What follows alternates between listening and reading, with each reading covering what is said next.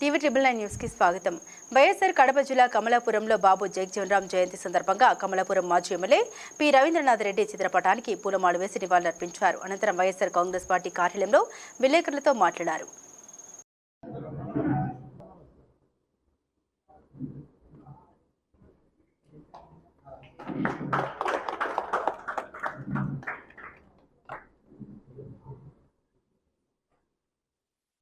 बाबू जगजीवन राम जोहार बाबू जगजीवन राम जोहार बाबू जगजीवन राम जोहार बाबू जगजीवन राम जोहार बाबू जगजीवन राम जोहार बाबू जगजीवन राम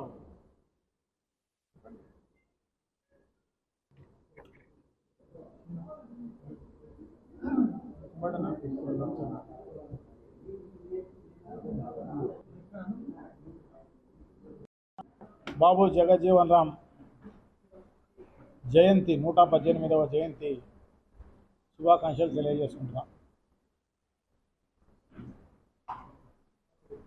ఎందుకంటే ఆయన జీవితం స్ఫూర్తిదాయకం. సో ఆయన పార్టీకి పనిచేసిన విధానం అయితేనేమి, కాంగ్రెస్ పార్టీ అయితేనేమి, ఇవన్నీ కూడా ఆదర్శంగా ఉండే కార్యక్రమం జరుగుతుంది. సో అదే కాకుండా కొన్నిసార్లు ఎమర్జెన్సీ వచ్చినప్పుడు ప్రజలకు అన్యాయం జరుగుతుంది, ప్రజాస్వామ్యం కూని అవుతుంది అన్న ఉద్దేశంతో కాంగ్రెస్ పార్టీని వ్యతిరేకించిన వ్యక్తి కూడా బాబు జగజ్జీవన్ రామ్ గారు. సో ఆయన ఆదర్శప్రాయుడు. ఆయన్ను మార్గదర్శిగా తీసుకొని ముందుకు పోవాల్సిన అవసరం ప్రతి ఒక్కరిపైన ఉంది.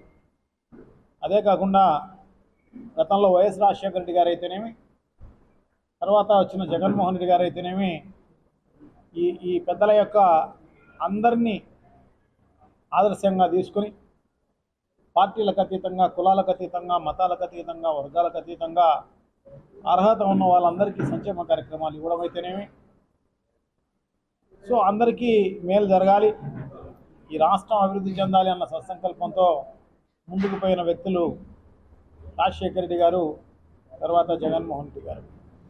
మిగతా వాళ్ళందరూ కూడా కంటికి చూపించేలాగా మాట్లాడతారు తప్ప చేతల్లో చూపించిన పరిస్థితి లేదు. స్వాతంత్రం వచ్చి ఇన్నేళ్ళ నుంచి చాలామంది ముఖ్యమంత్రులు మారడం జరిగింది. వీరే కాకుండా వేరే రాష్ట్రాల్లో కూడా ఇంతే అన్నమాట. సో అట కాకోకుండా వాళ్ళను ఆదర్శంగా తీసుకుని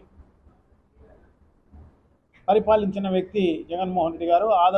ఆదర్శానికి అనుగుణంగా నడుచుకునే వ్యక్తి జగన్మోహన్ రెడ్డి గారు, రాజశేఖర రెడ్డి గారు. సో తప్పకుండా వాళ్ళు కూడా గుర్తుపెట్టుకోవాల్సిన అవసరం తప్పకుండా ఉంది. సో మరొకసారి అందరికీ కూడా బాబు జగజ్జీవన్ రామ్ గారి జన్మదినానికి శుభాకాంక్షలు తెలియజేసుకుంటున్నాం. మనం చూస్తున్నాం, ఎన్డీఏ ప్రభుత్వం వక్ఫ్ పైన వక్ఫ్ బిల్లును పార్లమెంట్లో పెట్టడం జరిగింది, రాజ్యసభలో పెట్టడం జరిగింది. So Telugu Desam party, Janasena party వీళ్ళందరూ కూడా మద్దతు ఇచ్చింది అందరికీ తెలిసిన విషయమే.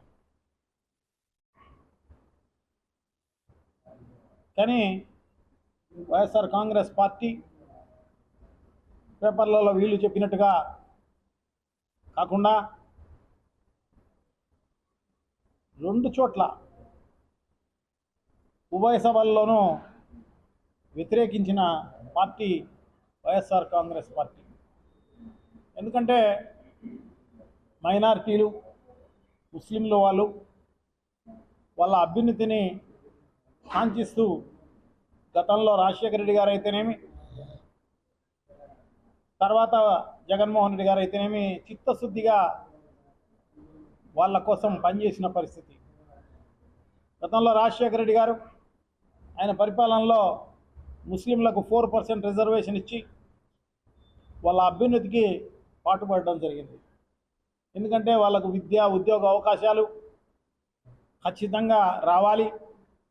ఎందుకంటే ముస్లింలు అక్షరాస్యత తక్కువగా ఉంటుంది.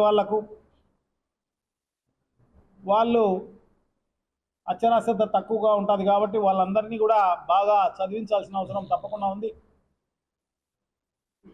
సో వాళ్ళ పిల్లలకు మంచి భవిష్యత్తు కావాలి అంటే విద్యతో పాటు ఉద్యోగ అవకాశాలను కూడా మనం కల్పించాల్సిన అవసరం ఉంది అని చెప్పి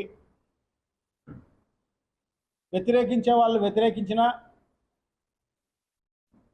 వైఎస్ రాజశేఖర రెడ్డి గారు మొక్కవోని ధైర్యంతో వాళ్లకు ఆ విధంగా తోడ్పాటును అందించిన పరిస్థితి మనందరికీ కూడా బాగా తెలుసు.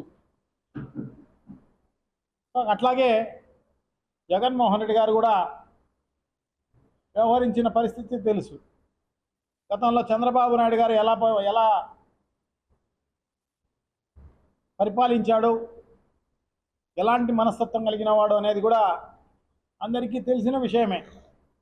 ఎవరినైనా కూడా వాడుకొని వదిలేసే కార్యక్రమమే జరుగుతుంది చంద్రబాబు నాయుడు గారు. ఆయన నైజమే అటువంటిది. ఎలక్షన్లకు అవసరానికి తగ్గట్టుగా మాట్లాడే కార్యక్రమం చేస్తాడు. అది అబద్ధాలు కావచ్చు, ఏమైనా కావచ్చు. అని జగన్మోహన్ రెడ్డి గారు మాత్రం అటువంటిది ఎప్పుడూ ఏమీ లేకోకుండా వారికి మంచి జరగాలి అన్న సదుద్దేశంతో ముందుకు పోయిన పరిస్థితి. మైనార్టీలకు డిప్యూటీ ముఖ్యమంత్రి పదవి ఇవ్వడంతో పాటు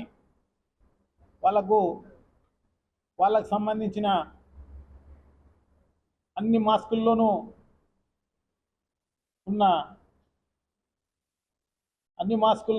వాళ్ళ